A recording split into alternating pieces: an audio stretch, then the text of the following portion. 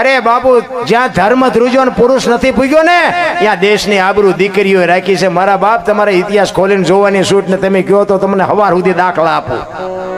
પુરુષ નથી પૂગી ગયો, અહીંયા દીકરીઓએ આબરૂ રાખી છે. તમે કયો એટલા દાખલા આપો. રામચંદ્ર પરમાત્મા વનમાં ગયા ને, સીતાજીને વનવાસ નહોતો, શું કામ જવું પડે? અને જેટલા જેટલા સફળ પુરુષો છે ને એમાં બધામાં બાપુ માં એક ભગવતીનો હાથ છે. તમે જો હરિશ્ચંદ્ર રાજા સતયુગમાં એક દેણું ભરવા માટે બાપુ પોતાના બૈરાની હરરાજી કરી નાખી. એને કીધું હોત, અયોધ્યાની મહારાણી હતી, એને કીધું હોત કે મારા બાપાએ શું વેચવા આપી છે તો આવડો મોટો ઇતિહાસ નો હોત આપણી પાસે. જલા બાપાએ બાપુ એક સાધુને બૈરું આપી દીધું કે બાપુ બૈરું જોવે છે ને કે હા લે કાલ ઉપાય છે. આ તમારી મારી તાકાત. જોકે અત્યારે આપણે કઈ એવો ખતરો કરવાનો નથી, કરતાય નહીં. આપણી કઈ એવી ભલામણ છે નહીં. માની એક વખત મેળ પીડ્યો એની પછી ડખે ચડશી.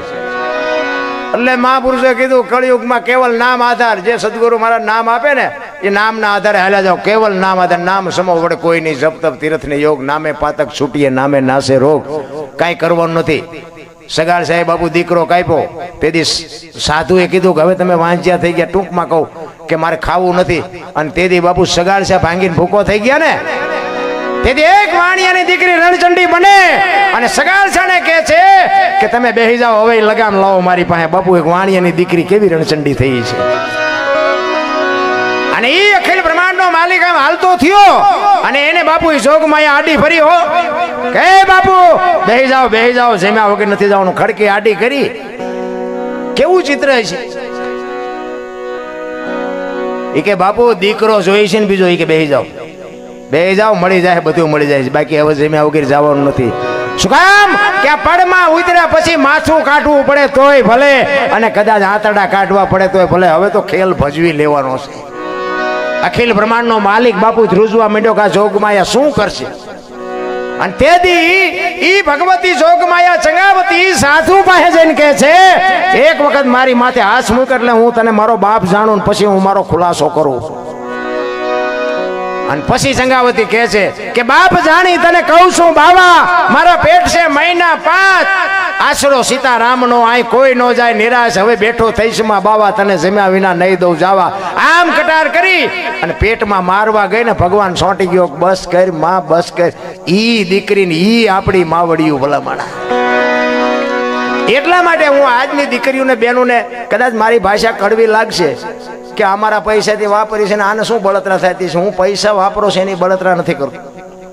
હું તો એમ કહેવા માંગુ છું કે આ દેહના પ્રદર્શન ન કરવાના હોય. તમે, હું તો એમ કહું છું કે 50,000ની હાડી પહેરો પણ દેહની મર્યાદા જાળવો. મારો કહેવાનો મિનિંગ એ છે.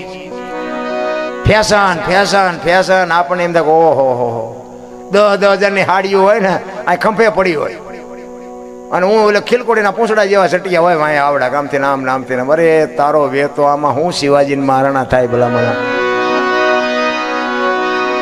આ હાડી આય પડી હોય, હારા આદમીના શેડાડો હમણાં એવડો રૂમાલ માથે ઢાંક્યો હોય, તડકો બહુ પડે તડકો.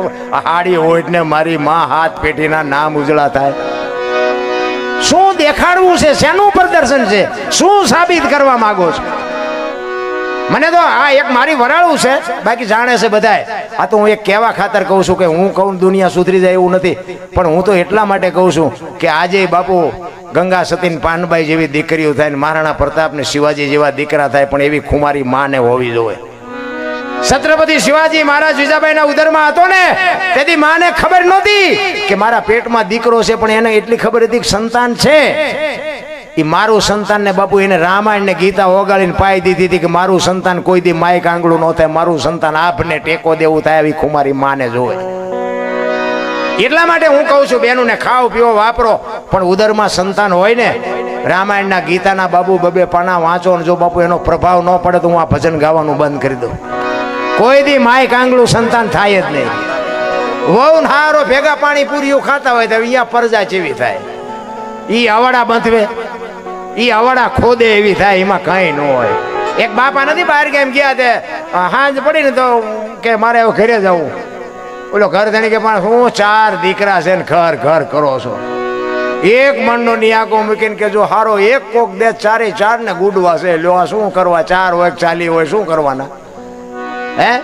કાઉ જાજા કાગોલિયાન કાઉ જાજા કપૂત હકડી છે મયે ભલે ને હકડો ભલો સપૂત હારો બાપુ એક દીકરો હોય કે હારી એક દીકરી હોય ને બાપુ હાથા જ પેઢીઓના નામ ઉજળા કરી દે એવા ઇતિહાસ આપણા પડ્યા છે. બાકી અત્યારનો સમય આપણને મને તો ક્યારેક ક્યારેક અમુક પ્રસંગો સાંભળું તો મને એમ થાય કે હે ભગવાન હવે હાંકેલો કરી લે તો અમારો સારું ન કરે. અમે જોઈ નથી શકતા. સમજણ આવે પછીની જ આ વાત છે. બાકી તો બાપુ આખી દુનિયાને મરી જ જવાનું છે. અને દીકરીઓ સહી તો એક મારા બાપ શક્તિનો અવતાર છે. હું તો એમ કહું તમે ધારો તો આજે બાળીને ભસ્મ કરી દો એ તાકાત છે, પણ હવે તમે પોતે દી ઉઠે છે. આપણે હાંકડમાં આવીને પછી હનુમાન ચાલીસા ચાલુ કરો તો હનુમાનને ન ખબર હોય બેટા મારા જિંદગીમાં બોલ્યો નથી તો આવે કોઈ દી. હાંકડમાં આવો તેથી બધા આ ધરતી કપ થયો તેથી બાપુ આખી દુનિયા બપોરે તમે સુરેન્દ્રનગરમાં તમે જુઓ બધા ખરા બપોરે ધોઈને બોલતા હતા શ્રી રામ જય. મેં બધા બોલ્યા હોત તો થાત જ નહીં. તેથી એમ થતું કે આખી જગત સુધરી જતા નવા કોટા ફૂટ્યા એવું નથી લાગતું. ભૂલી ગયા. આ કોરોના આવ્યો બધા કહેતા હતા ને મારી વહુ છે ને અમારો છોકરો છે ને મારા બાપા છે, કોઈને અડતું નતું. એટલે તારી વહુ છે ને હડને ઓલા જેસીબી પાણા હડસેલીમાં હડસેલતા એટલે સોંટ્યા હતા ને મારી છે જાઓ. આટલી જ વાર છે રામ. દુનિયા આખી સ્વાર્થની હગી છે, કાંઈ છે નહીં રામ. તમારો અને મારો એક માના ઉદરમાં બાપુ વિકાસ થતો હોય ને તેથી માએ બધી તૈયારી કરી રાખી હોય. ખોડિયાન ગોયાન ગોદડાન બધી તૈયારી હોય. માને ખબર જ હોય કે મને ભગવાન દીકરો આપે કે દીકરી આપે, પણ એની બાપુ તૈયારી બધી માએ કરી રાખી હોય. અને આ દુનિયા છોડીને તમે જાઓ ને તે દીએ દુનિયાએ બધું તૈયાર જ રાખ્યું હોય. લાકડા તૈયાર હોય, ઉપાડનારાય તૈયાર હોય, ગોઠવનારાય હોય ને દિવાળી મૂકનારાય હોય ને કોકા મારનારાય હોય. પહેલી ને છેલ્લી બે તૈયારી છે તો એટલી નહીં કરી રાખી હોય. જ્યાં પ્રેમ હોય ને ત્યાં પરમેશ્વરને બાપુ પ્રગટ થવું પડે. લખી લેજો. અને હું તો એમ કહું છું મારી હારે નહીં આખી દુનિયા હારે બાપુ જગતમાં પ્રેમ કરજો. પછી અમીર હોય કે ગરીબ હોય ને ત્યાં વધારે પ્રેમ કરજો. મારો નાચ ડબલ કરી દે. હા હું તો અત્યારે આ પહોંચ્યો છું ને, પણ બાપુ અમારે ચતુરભાઈ મારી હારે આવ્યા છે. પૂછો અહીંયા એમના વડનગરમાં બાપુ હાવ મજૂર વસ્તી છે, પણ અહીંયા બાપુ પ્રોગ્રામ નું મને કહે ને એટલે હું ઉઘાડા પગે જાઉં કે આવડા ઝૂંપડા વાળાએ મને ભોજનમાં ન બોલાવ્યો તો હું અહીં સુધી પહોંચ્યો જ નહોતો. એમનો પહેલા ઉપકાર માનવો પડે કે ઈવડાઈ મને સ્ટેજ સુધી પુગાડ્યો છે. અત્યારે હારા ફોન આવે. અમે કઈક ભાઈ હું આ જગ્યાએ જઉં છું કે હવે એમાં ઉન્નતિ ન થાય, અમારા જેવાની જગ્યામાં આવો તો ઉન્નતિ થાય. મેં આમને જ કરી છે, તમે તો અત્યારે સોંટ્યા છો. હું તો હારાને કહી દઉં મારે જ્યાં કોઈના ઘરે ખાવા જવું છે. મારે ભગવાનની દયા છે લગભગ બધા મારા ઘરે બધા મારે અહીંયા આવી ગયા. પૂછો અમારા હિંમતભાઈ બેઠા મારા ઘરે આવી ગયા.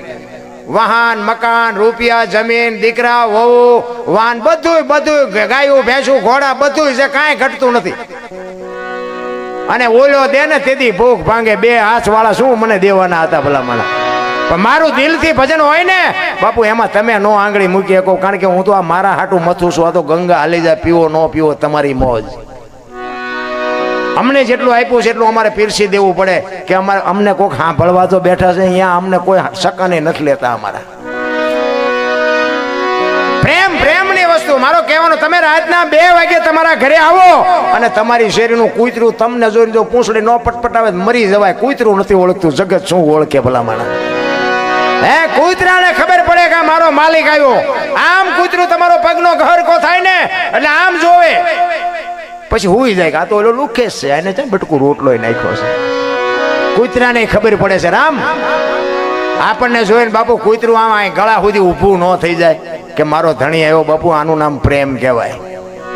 બાકી તો રૂપિયા વાળાને તો આખી જગત સલામો મારે છે. ઝૂંપડામાં રહેતા હોય ને બાપુ ગરીબ માણસો છે ને એને પર કોક દીક મારો નાચ જો અપાવે ને તો કાંઈક આપી જાવ. એક 5 રૂપિયાનું પાર્લે આપશો ને તમે પૈસાની પથારીઓમાં છો એટલે તમને ખબર નથી. બાકી ઝૂંપડામાં બાપુ ઘણા લુગડા વગરના છોકરા રમતા હોય ને એને પાર્લેની ખબર નથી પાર્લે શું કહેવાય. એને એક 5 રૂપિયાનું પાર્લે આપો ને એના બાપુ પેટમાં જાય ને અને એની આંતડી જે દુઆ દે ને એ કોઈ ન દઈ શકે રામ. કરવાની જરૂર આ છે. બાકી આ પૈસા વાળો એને સલામ મારવી પડે. આપણા ગામનો આપણને ખબર હોય ત્યાં ચમ ભેગા કર્યા પણ નડે એવું હોય ન હોય ને સલામ. અરે અમારે આ ભાઈની વાત થાય મનમાં ઘણું થતું એક બેટા અમારા ત્યાં ચમ ભેગા કર્યા છે. બાકી બાપુ છે એ આંતડી ગરીબ માણાની આંતડી જે દુઆ દે ને એ તમને આ દુનિયામાં ન્યાલ કરી દે. મેં હમણાં કીધું ને એ મેં ધોકા જ પસાડ્યા, કંઈ સારું કામ નથી કર્યું. પણ ગરીબ માણા હું ખટારો હાંકતો ને કોઈક ગરીબ માણા મારી પાસે આવે ને અને એમ કે મેં ખાધું નથી એટલે એને કાયદેસર બાપુ લોજમાં લઈ જઈએ અને લોજવાળાને કહું કે આને બિંદાસ ઘી ગોળ પાપડ રોટલા જે જોઈને અને પ્રેમથી ખવડાવજો, બિલ હું દઈ દઈ. મારો 300 રૂપિયા પગાર હતો. તમને જે લાગતું હોય, હજી મારા શેઠિયા જીવે છે, તમે આવો હું તમને પુરવાર કરી દઉં. 300 રૂપિયા મારો પગાર, 1 મહિનો ખટારો આંકું ને મને 300 રૂપિયા મળતા હતા. પણ તોય ગરીબ માણા કોક હોય ને, બાકી કરોડપતિને કોઈ દી મેં સલામ મારી જ નથી, કોઈનું મેં સાંભળ્યું હારા ને ધોકાવી નાખ્યા. અને નો પોગાયો પછી માર ખાવ, પણ બાપુ સાહેબ નો કહું, સલામ ન કરું, એ વાત આપણા લોહીમાં આવે જ નહીં. બાકી ગરીબ તો બાપુ છે ને બીજા મને દેખાડે.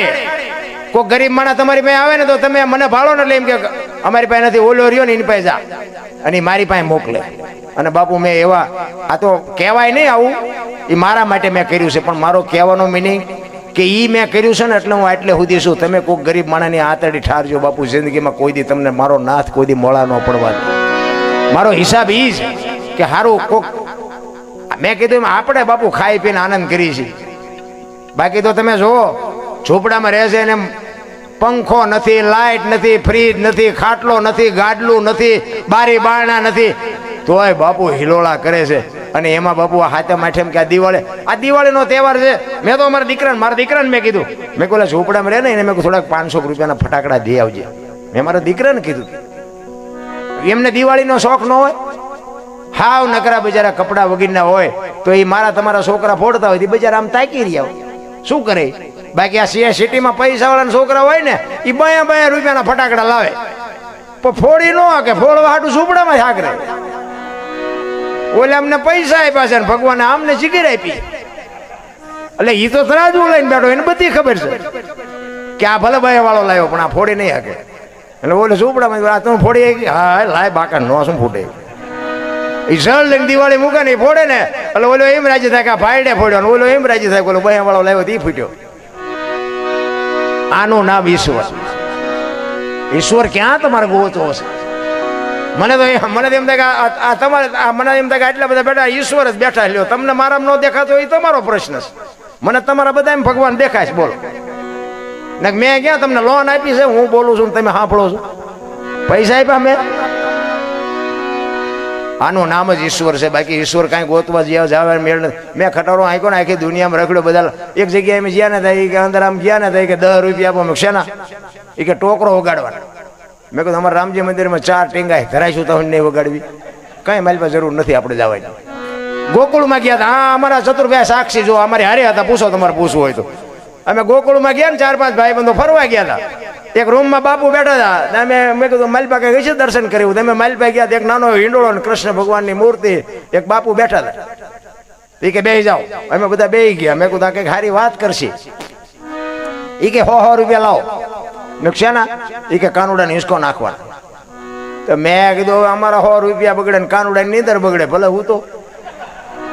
એ કે નાસ્તિક લાગો. મેં નાસ્તિક છે તેમાં તો કાનુડો અહીંયા દ્વારકા વ્યુ આવ્યો, અહીં કાંઈ છે નહીં. કાનુડો અમારી ભેગો છે. આ તો અમે કીધું તમે બધા મનાણા છો બાકી અમે ત્યાં આંટો મારવા આવ્યા છીએ. આવી દુકાનો બાપુ આખી દુનિયામાં છે. બાકી માં ને બાપને કાંઈક જરૂર હોય ને તો બાપુ એને આપજો, અને એને આપશો ને એ તમારું બાપુ ચોપડે ચડશે. બાકી લાખો રૂપિયાના દાન કરો ને, મા બાપ જો દુખી છે ને ક્યાંય તમારું મેળ નહીં પડે, એક આપણી ગેરંટી. અને આપણા ઘરમાં દીકરી હોય, પત્ની હોય, માં હોય કે બેન હોય, આ 4 છે ને એક શક્તિના સ્વરૂપ છે. લખવું હોય તો લખી લેજો. હું કોઈ મોટો એવો જ્ઞાની પુરુષ નથી, પણ આ 4 છે ને એ 4 સુખી હશે ને બાપુ જિંદગીમાં કોઈ દી કાંઈ તકલીફ નહીં થાય. આપણી પત્ની હોય કે આપણા ભાઈની પત્ની હોય, કુળદેવી સાચી ઈ છે, એનેથી કુળ વધે. આપણી જે આ બેઠી છે ને એ કુળદેવી 100%, પણ આને દુખી કરો એટલે આ કુળદેવી બાપુ ખાવા ધાન ન રહેવા દે, આપણી ગેરંટી.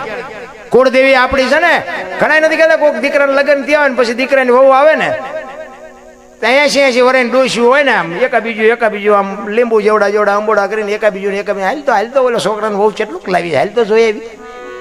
હવે ચેટલું લઈ આવી એના કરતા ચેટલું છોડીને આવી છે ઈ મારી માં તું જો.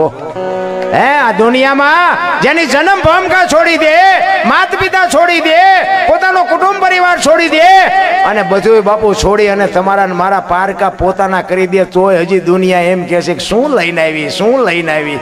અરે શું દીકરીઓ પાસેથી કાઢવું છે તમારે? હું તો દીકરીઓને મારે થોડુંક દીકરીઓને કહેવું છે કે બાપુ તમને ભગવાને આપ્યું હોય તો ખાઈ પીને આનંદ કરો, મોજ કરો, પણ ફેશનમાં એટલા બધા ઊંડા ન ઉતરશો.